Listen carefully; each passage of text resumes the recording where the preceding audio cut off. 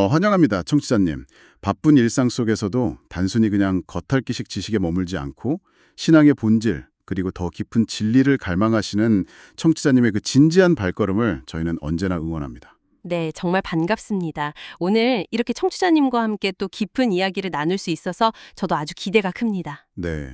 오늘 저희가 함께 뛰어들 깊은 탐구의 주제는요, 바로 신약 성경의 아주 짧은 편지죠. 요한이서 1장 1절부터 13절까지를 다룬 그 용목사의 맛있는 큐티라는 자료입니다. 아, 요한이서 진짜 짧죠? 13절이 전부니까요. 맞아요. 아마 교회 생활 오래 하신 분들이라면 성경 통독하실 때 그냥 후루룩 읽고 넘어갔을 법한 정말 짧은 분량이거든요. 하지만 오늘 우리의 미션은 이 2000년 전의 낡은 편지를 그냥 문자적으로만 읽어내는 게 절대 아닙니다. 그렇죠. 그 짧은 텍스트 안에 압축된 당시 초기 기독교 가정교회들의 엄청난 생명력, 그리고 네트워크의 비밀을 풀어보는 게 핵심입니다. 네, 맞습니다. 그리고 성경이 말하는 진짜 사랑과 진리의 의미, 나아가서 오늘날 우리 신앙 공동체를 은밀하게 무너뜨리는 그 영적 가스라이팅의 실체까지, 이것들로부터 우리를 어떻게 지켜낼지 아주 실제적인 해답을 찾아보려고 합니다. 오늘도 이 깊고 흥미로운 여정을 함께해 주실 전문가님 모셨습니다. 네. 다시 한번 인사드립니다. 방금 말씀하신 것처럼 이 13절밖에 안 되는 짧은 파일 안에 당시 초대교회가 직면했던 철학적 도전과 그걸 돌파해내는 성도들의 아주 치열한 삶의 방식이 고스란히 압축되어 있거든요. 오늘 대화를 통해서 그 압축을 하나하나 풀어보도록 하겠습니다. 좋습니다. 자, 하나씩 풀어볼까요? 저는 제공된 자료 읽으면서 가장 먼저 흥미를 끌었던 부분이 바로 1절에 등장하는 수신인이었어요. 편지 시작이 택하심을 받은 믿음의 자매와 그 자녀들에게 이렇게 되어 있잖아요. 네, 아주 독특한 표현이죠. 사실 전통적으로 많은 주석이나 설교 들어보면 이 자매를 그냥 교회를 상징하는 은유적인 표현으로 해석해왔거든요. 헬라어에서 교회가 여성 명사이기도 하고 또 교회를 그리스도의 신부로 비유하니까요. 네, 보통 그렇게 많이들 알고 계시죠. 그런데 이번 자료에서는 이걸 상징이 아니라 아주 역사적이고 문자적인 실존 인물로 보더라고요. 그러니까 복음을 깊이 깨닫고 영적으로 성장해서 실제로 한 지역의 가정교회를 책임지고 이끌었던 훌륭한 여성 지도자였을 거다. 이런 해석인데 이게 굉장히 설득력 있게 다가왔습니다. 여기서 정말 매력적인 점은 이 해석을 제대로 이해하려면 1세기 당시 기독교의 그 가정교회, 그러니까 하우스처치 시스템을 역사적으로 좀 들여다봐야 한다는 겁니다. 당시에는 지금처럼 거대한 예배당이 없었을 때니까요. 맞습니다. 당시 기독교는 로마 제국의 공인을 받기 훨씬 전이잖아요. 그러니까 오늘날처럼 거대한 종교 건물이나 무슨 중앙 집권적인 거대한 조직을 가질 수가 없었어요. 철저하게 누군가의 집을 거점으로 모이는 점조직 형태였던 거죠. 경제적 여유가 있거나 헌신된 성도가 자기 집 거실을 딱 내어준 거군요. 정확합니다. 자신의 넓은 집을 예배처소로 개방하고 그곳에서 성만찬 나누고 말씀 배우고 했던 겁니다. 당시 로마 문화가 상당히 가부장적이었는데도 불구하고 기독교 공동체 내에서는 복음 안에서 여성들이 자기 집을 열고 영적인 리더십을 발휘하는 일이 빈번했습니다. 우리가 익히 들어본 그 베웨나 다비다, 브리스길라 같은 분들 말이죠. 네, 맞아요. 그런 훌륭한 여성 리더들의 연장선상에서 이 편지의 소신인을 갈아보는 게 당시 시대적 맥락에 아주 자연스럽게 부합하는 거죠. 와, 그 집에서 단순히 주일에 예배만 드린 게 아니라 성도들이 같이 먹고 자고 삶의 모든 희로애락을 나눴을 텐데 그 유대감이 정말 얼마나 끈끈했을지 상상해 갑니다. 거의 진짜 가족이었던 거죠. 그러니까요. 근데 이 자료에서 그 관계성의 깊이를 더 잘 보여주는 대목이 바로 뒤에 나오는 그 자녀들이라는 표현에 대한 분석이더라고요. 이게 단순히 그 여성 리더가 낳은 생물학적 친자식만 의미하는 게 아니라는 거잖아요. 네, 영적인 의미가 아주 강하게 내포되어 있습니다. 그녀가 복음으로 낳고 말씀과 삶으로 길러낸 영적 자녀들, 즉 그 가정교회의 성도들을 의미한다는 건데 저는 이 대목에서 오늘날 우리 신앙생활을 좀 돌아보게 되더라고요. 어떤 점에서 특히 그러셨나요? 우리는 솔직히 일주일에 한 번 정해진 시간에 예배당에 모여서 그냥 앞사람 뒤통수만 보다가 흩어지는 경우가 많잖아요. 근데 이분들은 자기 삶을 온전히 갈아 넣어서 영적인 생명을 잉태하고 출산하는 그런 수준의 공동체를 이루고 있었던 겁니다. 맞습니다.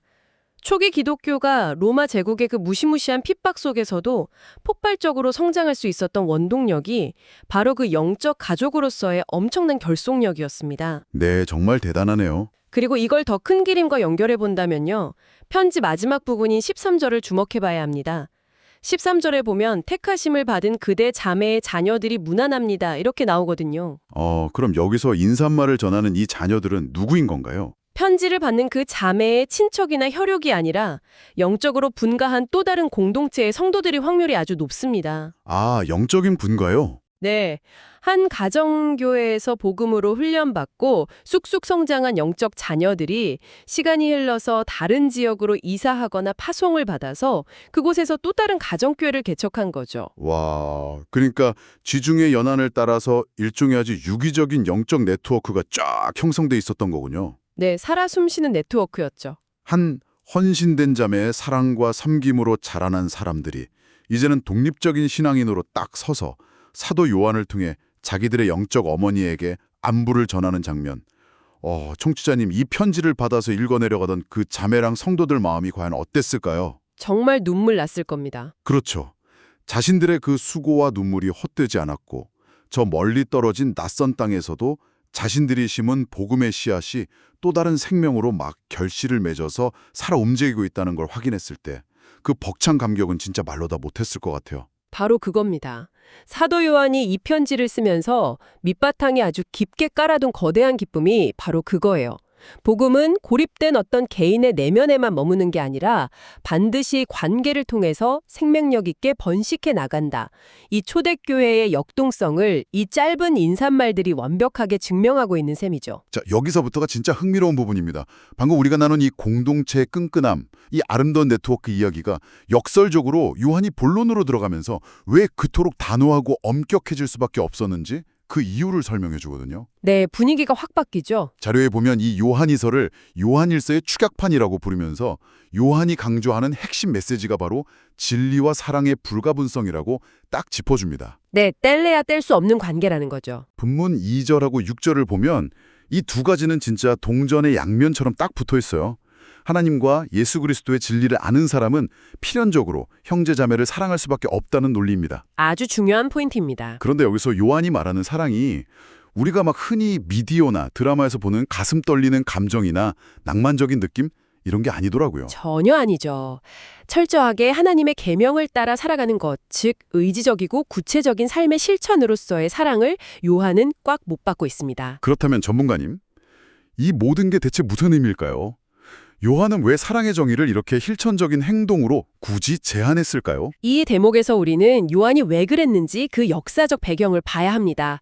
그냥 놔두면 사랑이라는 단어가 너무 추상적이고 사변적으로 변질될 아주 큰 위험이 있었기 때문이에요. 아, 그 7절에 등장하는 속이는 자들 때문인가요? 정확합니다. 그 위협의 핵심이 바로 그들이었죠. 역사적으로 이 사람들을 가현설론자들이라고 부르는데요. 당시 헬라 철학, 특히 영지주의적 이원론에 아주 깊이 뿌리를 둔 이단 세력이었습니다. 영지주의적 이원론이요? 말이 조금 어려운데요? 쉽게 말해서 영적인 것은 무조건 거룩하고 선하지만 물질과 육신은 타락하고 냄새나고 더러운 거다. 이렇게 세상을 딱 둘로 쪼개서 보는 세계관입니다. 아하, 그러니까 그 철학적 잣대를 예수님한테 그대로 들이댄 거군요. 맞습니다. 거룩하고 온전하신 하나님이 어떻게 이 더럽고 열등한 인간의 고깃덩어리, 즉 육신을 입고 세상에 올 수 있느냐, 이런 논리잖아요. 네, 맞아요. 그 가연설의 가연이라는 한자와 자체가 임시로, 가짜로 나타났다는 뜻이니까요. 얼핏 들으면 자기들 딴에는 자신들만의 어떤 고상한 철학으로 예수님의 신성을 더 순수하게 지켜드리려는 시도처럼 보이기도 하네요. 그렇게 착각하기 쉽죠. 하지만 이 신학적인 오류가 성도들의 실제 삶에 미치는 파급력은 진짜 치명적이었습니다. 한번 생각해 보세요. 예수님이 진짜 육신을 입고 오신 것을 부인하게 되면 어떻게 될까요? 예수님이 육신을 입고 이 땅에서 흘리신 땀, 눈물, 그리고 십자가의 고통 자체가 네, 전부 다 그냥 하나의 쇼, 연극으로 전락해버리는 겁니다. 더 나아가서 육신이라는 게 그렇게 무가치하고 더러운 거라면 우리가 육신을 입고 현실에서 행하는 모든 도덕적이고 윤리적인 실천들 역시 아무런 의미가 없어지는 거죠. 와, 그 논리의 연결고리가 정말 소름 돋게 무섭네요. 그러니까 그들이 예수님의 육신을 부인했다는 건 결국 우리한테 주어진 그 서로 사랑하라는 엄청난 계명의 무게감까지 통째로 날려버리는 결과를 낳았군요. 맞습니다. 교묘하게 실천의 책임을 지워버린 거예요. 자료에서도 이들의 모순을 진짜 예리하게 지적하고 있잖아요.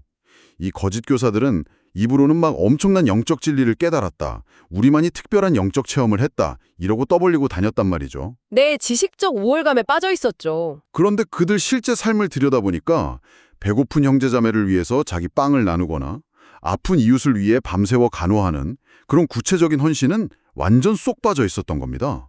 그냥 머릿속으로만 유희하는 고상한 지식, 삶의 열매가 1도 없는 허울뿐인 상태였던 거죠. 바로 그것이 요한이 가장 극도로 경계했던 지식의 함정입니다. 기독교 신앙의 핵심이 성육신이잖아요. 말씀이 육신이 되셨다는 이 거대한 진리는 필연적으로 우리의 신앙 역시 그냥 머릿속 관념에 머물지 않고 육신을 통한 실천으로 이어져야 한다는 걸 강력하게 요구합니다. 하나님이 우리를 사랑하셔서 구체적인 몸을 입고 오셨듯이 그렇죠. 우리도 형제자매를 향해 구체적인 시간, 물질, 그리고 이 몸을 써서 사랑해야 한다는 겁니다. 그런데 이 가연설론자들은 이 거추장스럽고 희생이 따르는 실천적 사랑의 의무를 아주 그럴싸한 영적 교리로 교묘하게 증발시켜버린 거예요. 청취자님, 저는 이 대목에서 우리 자신의 신앙 현주소를 꽤 뼈아프게 점검해보게 됩니다.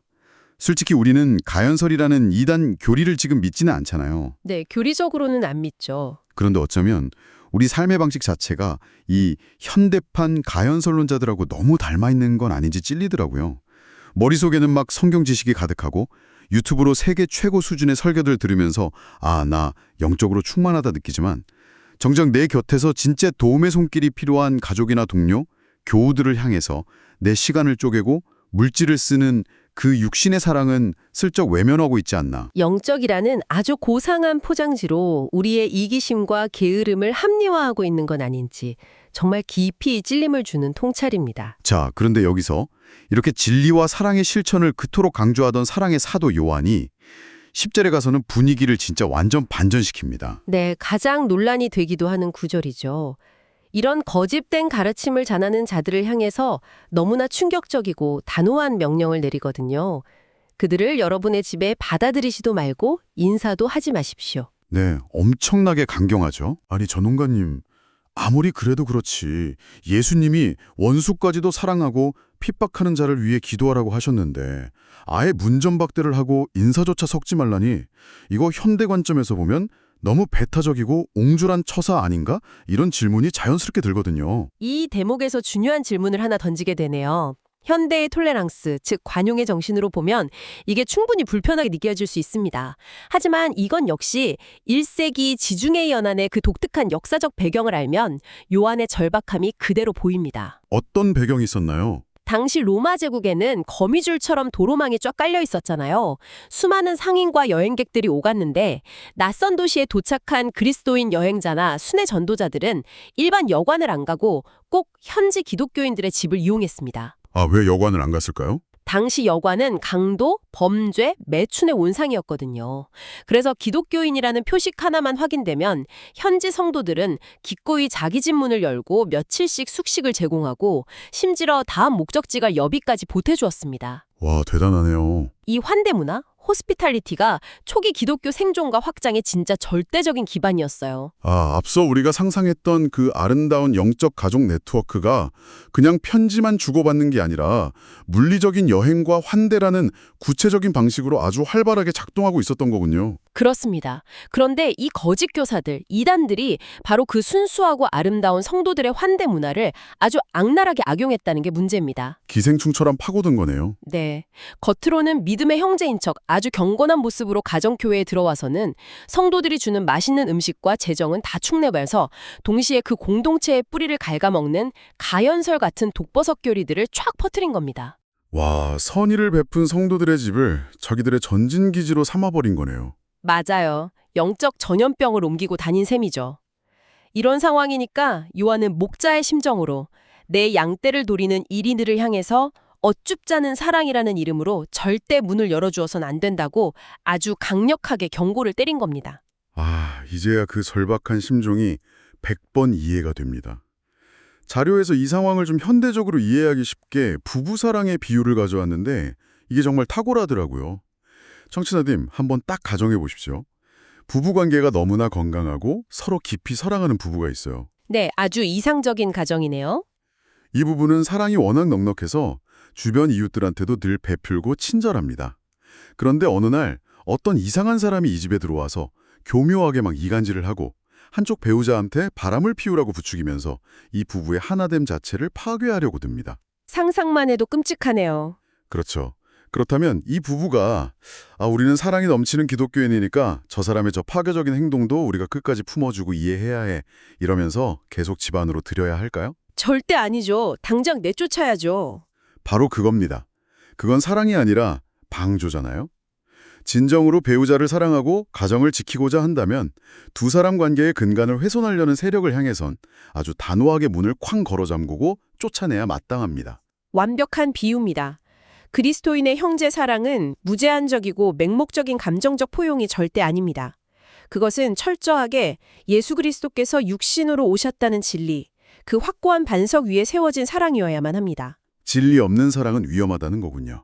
네, 거짓 교사들은 성도들이 가진 그 선한 의도, 형제 사랑이라는 계명을 역이용해서 진리 자체를 허물어 버렸어요. 자료 분석처럼 이건 단순한 신학적 이견 차이가 아니라 영적 가스라이팅이었습니다. 영적 가스라이팅이요? 이 단어가 진짜 확 와닿네요. 이단들이 이러는 거죠. 우리가 진리 안에서 자유를 얻었는데 이런 고차원적인 지식도 수용해야지. 왜 이렇게 꽉 막혔냐? 너희 사랑이 많은 공동체라면서 왜 우리를 배척하냐? 이렇게 성도들의 죄책감을 막 자극하고 판단력을 흐리게 만드는 아주 교묘한 심리 조작이었던 겁니다. 사랑이라는 명분 혹은 형제라는 아주 예쁜 포장지를 씌워서 들이밀지만 결국 그 끝은 하나님의 온전한 진리에서 우리를 단절시키고 진정한 이웃사랑의 실천을 마비시켜버리는 속임수잖아요. 정확합니다. 이런 치명적인 위협 앞에서는 그 어설픈 포용이 아니라 아주 명확하게 선을 긋고 쳐내는 것이 오히려 나와 우리 공동체의 진짜 사랑을 지켜내는 가장 용기 있고 필수적인 행동이라는 거네요. 좋은 게 좋은 거다. 덮고 가는 건 절대 성경적 사랑이 아니라는 거죠. 맞습니다. 진리가 빠진 사랑은 결국 맹목적인 감상주의로 전락해서 썩어버리고요. 반대로 사랑이 없는 진리는 차갑고 날카로운 정죄의 칼날이 될 뿐입니다. 사도 요한은 이 두 가지가 결코 분리될 수 없다는 걸, 그리고 이 거룩한 결합을 깨트리려는 거짓 앞에서는 추상같이 엄격해 줄 것을 오늘 우리에게 강력하게 도전하는 겁니다. 자, 이렇게 치열하게 진리와 사랑의 경계선을 막 논하던 요한이 편지 마지막인 12절에 이르러서는 갑자기 자신의 가장 깊고 솔직한 심정을 툭 고백합니다. 내가 여러분에게 쓸 말이 참 많지만 그것을 종이와 먹으로 써보내고 싶지 않습니다. 내가 바라는 것은 여러분에게 가서 얼굴에 마주보고 말하여 우리의 기쁨을 넘치게 하는 것입니다. 아, 뭉클하네요. 네, 거짓 교사들이 막 들끓는 이 혼란스러운 시대 상황 속에서도 진리의 뿌리를 굳게 내리고 땀 흘리는 사랑으로 버텨내고 있는 이 자매와 가정교회. 그들을 바라보면서 누사도 요한이 느꼈을 그 대견함과 애틋함이 텍스트 너머로 훅 밀려오는 기분입니다. 이 마지막 1, 2절의 인사가 품고 있는 의미가 단순히 빨리 보고 싶다 이런 아쉬움의 표현을 훨씬 넘어섭니다. 이단들은 아까 예수님의 몸, 즉 육신을 혐오하고 부인했다고 했잖아요. 눈에 안 보이는 관념적이고 영적인 것만 추구했죠. 네, 그랬죠. 하지만 사도 요한은 그 종이와 먹이라는 간접적인 매체를 뚫고 나가서 직접 자기의 노구를 이끌고 몸을 움직여서 성도들과 얼굴을 만나는 그 육신적인 교제를 간절히 갈망합니다.